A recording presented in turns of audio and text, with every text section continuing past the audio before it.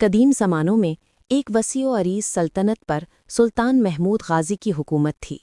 سلطان محمود نہ صرف ایک بہادر جنگجو تھے بلکہ وہ اپنی رعایا میں عدل و انصاف، حکمت اور سب سے بڑھ کر سچائی کی قدردانی کے لیے مشہور تھے۔ ان کا دربار صرف شان و شوکت کا مرکز نہیں تھا بلکہ دانش اور اخلاقی اصولوں کا بھی گہوارہ تھا۔ سلطان محمود کو یہ جاننے کا ہمیشہ تجسس رہتا تھا کہ ان کے سلطنت میں کتنے لوگ ایسے ہیں جو مال و دولت یا خوف کے مقابلے میں سچائی کو زیادہ اہمیت دیتے ہیں۔ وہ اکثر اپنے وزیر خاص سے کہا کرتے تھے، طاقت کے زور پر جھوٹ بلوانا آسان ہے، مگر کیا کوئی ایسا شخص بھی ہے جو میری آنکھوں میں آنکھیں ڈال کر مجھے سچائی دکھا سکے؟ سلطان نے اپنے لوگوں کی دیانتداری کو جانچنے کا ایک انوکھا منصوبہ بنایا۔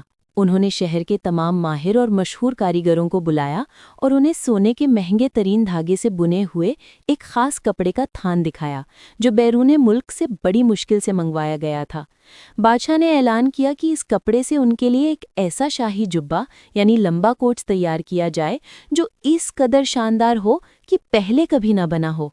شہر کا سب سے مشہور درزی، جس کا نام رشید تھا، اس کام کے لیے منتخب ہوا۔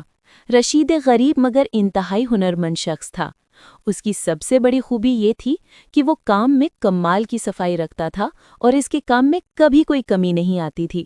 رشید کی دیانتداری بھی گاؤں میں ضرب المثل تھی، مگر دولت کی چمک نے کئی لوگوں کی ایمانداری کو ختم ہو۔ بادشاہ نے رشید کو وہ بیش قیمت کپڑا دیتے ہوئے کہا، رشید، یہ شاہی جبہ ایسا ہونا چاہیے کہ جب میں اسے پہنوں تو پوری دنیا کی نظریں اس پر ٹک جائیں۔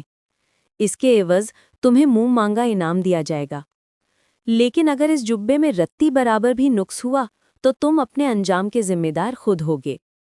رشید نے سر جھکایا، وعدہ کیا کہ وہ اپنی پوری مہارت لگا دے گا اور کپڑے کا تھان لے کر اپنے گھر لوٹ آیا۔ اس کے دل میں جہاں بادشاہ کے لیے اتنا شاندار لباس بنانے کی خوشی تھی، وہیں اس کام کے بھاری انعام کا خیال بھی تھا جو اس کی کئی نسلوں کی غربت کو ختم کر سکتا تھا۔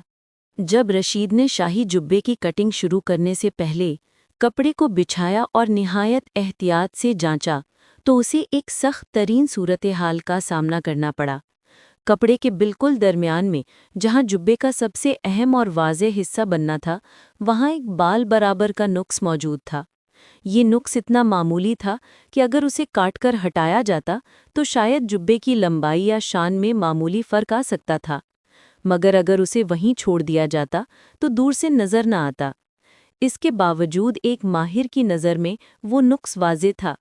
رشید جانتا تھا کہ اگر وہ اس نقص کو، لیکن رشید کا ضمیر اسے ملامت کرنے لگا۔ اس کی ساری زندگی کی ایمانداری اور دیانتداری کا امتحان اسی لمحے آ پڑا تھا۔ اسے یاد آیا کہ اس نے ہمیشہ ہر گاہک کا کام اسی نیت سے کیا ہے جیسے وہ خدا کے لیے کر رہا ہو۔ وہ نہیں چاہتا تھا کہ وہ شخص جس نے اس کی محنت پر بھروسہ کیا، اسے ناقص چیز دے کر دھوکہ دیا جائے۔ رشید نے فوراً فیصلہ کر لیا۔ 3 دن بعد وہ شاہی دربار میں حاضر ہوا۔ اس نے تیار شدہ جبہ پیش کرنے کے بجائے وہ بیش قیمت کپڑے کا تھان لے کر گیا اور اسے بادشاہ کے سامنے بچھا دیا۔ بادشاہ سلامت، رشید نے انتہائی ادب اور آج، یہ نقص اتنا چھوٹا ہے کہ عام آنکھ اسے نہیں دیکھ سکتی، مگر میں ایک درزی ہوں۔ میرے ضمیر نے گوارا نہیں کیا کہ میں دنیا کے بہترین بادشاہ کو جان بوجھ کر عیبدار لباس پیش کروں، جبکہ میں یہ جانتا ہوں۔ رشید نے کپڑا سمیٹتے ہوئے کہا، آپ بے شک مجھے سزا دیں، مگر یہ کپڑا آپ کا ہے اور میں نے اس میں سے ایک دھاگا بھی نہیں کاٹا۔ میں اسے واپس کرنے حاضر ہوا ہوں۔ بادشاہ سلطان محمود کا چہرہ فوراً غصے سے سرخ ہو گیا۔ دربار میں سناٹا چھا گیا۔ سب حیران تھے کہ ایک معمولی درزی بادشاہ کو سچ بتا کر اپنی جان کیوں خطرے میں ڈال رہا ہے۔ کمبخت، بادشاہ نے غصے سے دھارتے ہوئے کہا، تم ایک معمولی سے بال برابر نقص کی خاطر میرے لاکھوں کا نقصان کر رہے ہو؟ کیا تم میرے انعام کی قیمت جانتے ہو؟ تمہاری اس حماقت کی سزا تمہیں آج ہی دی جائے گی۔ رشید کا رنگ پھک ہو گیا، مگر اس نے اپنے آپ کو سنبھالا۔ اس نے ایک اور گہرا سانس لیا اور آہستگی سے بولا، بادشاہ سلامت، موت مجھے آپ کے غصے سے ملے یا پھانقے سے، وہ ایک ہی بار آئے گی، مگر جھوٹ کا بوجھ میرے دل پر زندگی بھر رہتا اور وہ موت سے زیادہ بدتر ہے۔ میں آپ کی دیانتداری پر داغ نہیں لگا سکتا تھا، چاہے اس کی قیمت میری جان ہی کیوں نہ ہو۔ بادشاہ چند لمحوں تک خاموش رہے، پھر انہوں نے گہری مسکراہٹ کے ساتھ اپنے تخت سے نیچے اتر کر درزی رشید کو اپنے گلے لگا لیا۔ رشید، بادشاہ نے پرجوش لہجے میں کہا، تم آج کے امتحان میں کامیاب ہوئے۔ یہ کپڑا یہ جبہ میرے لیے کبھی بھی اتنا ضروری نہیں تھا جتنا کہ تمہاری دیانتداری۔ میں نے یہ نقش خود اس کپڑے میں ڈلوایا تھا اور میں نے اپنے دربار کے 10 کاریگروں کو بلایا۔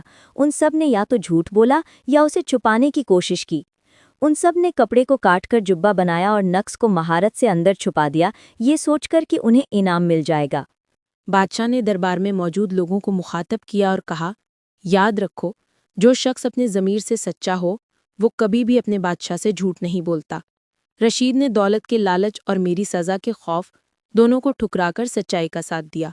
اس نے ثابت کیا کہ ضمیر کی دولت دنیا کی ہر دولت سے زیادہ قیمتی ہے۔